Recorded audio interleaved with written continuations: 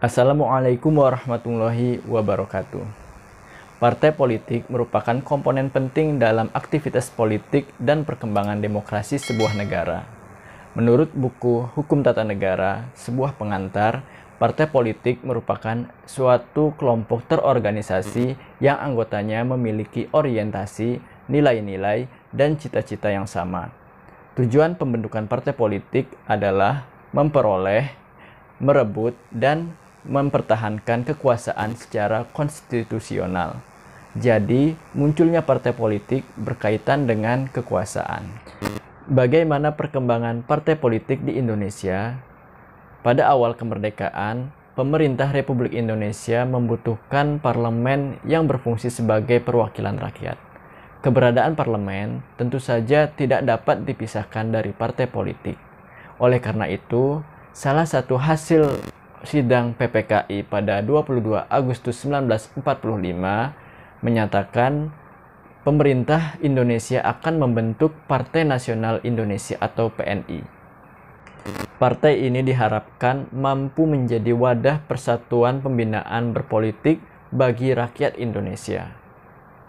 Dalam perkembangannya, Presiden Soekarno berusaha menetapkan PNI sebagai partai negara. Presiden Soekarno juga memiliki pengaruh cukup besar dalam keanggotaan PNI.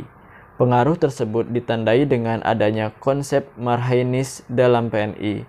Rencana Presiden Soekarno menjadikan PNI sebagai partai negara akhirnya mendapat kritik dan penolakan dari berbagai pihak karena menimbulkan kesan adanya partai tunggal.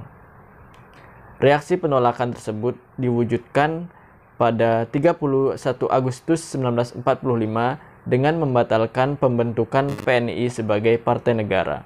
Selanjutnya, BPKNIP mengusulkan kepada pemerintah agar memberikan kesempatan seluas-luasnya kepada rakyat untuk mendirikan partai politik.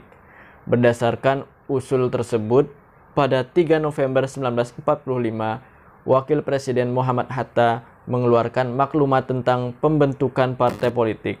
Berdasarkan maklumat tersebut, terbentuklah 10 partai politik baru, yaitu Majelis Syuro Muslimin Indonesia atau Masyumi, Partai Nasional Indonesia atau PNI, Partai Sosialis Indonesia atau PSI, Partai Komunis Indonesia atau PKI, Partai Buruh Indonesia atau PBI, Partai Rakyat Jelata atau PRJ, Partai Kristen Indonesia atau Parkindo, Partai Rakyat Sosialis atau PRS, kemudian Persatuan Marhain Indonesia atau Permai, dan Partai Katolik Republik Indonesia atau PKRI.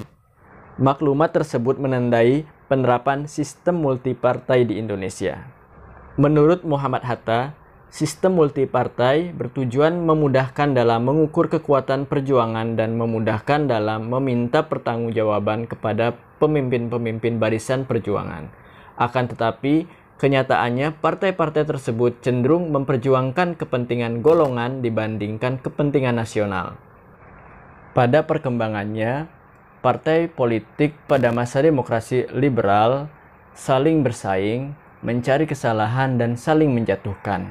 Partai-partai politik yang tidak memegang jabatan dalam kabinet dan parlemen menjadi partai oposisi yang berusaha menjatuhkan partai politik yang sedang memerintah.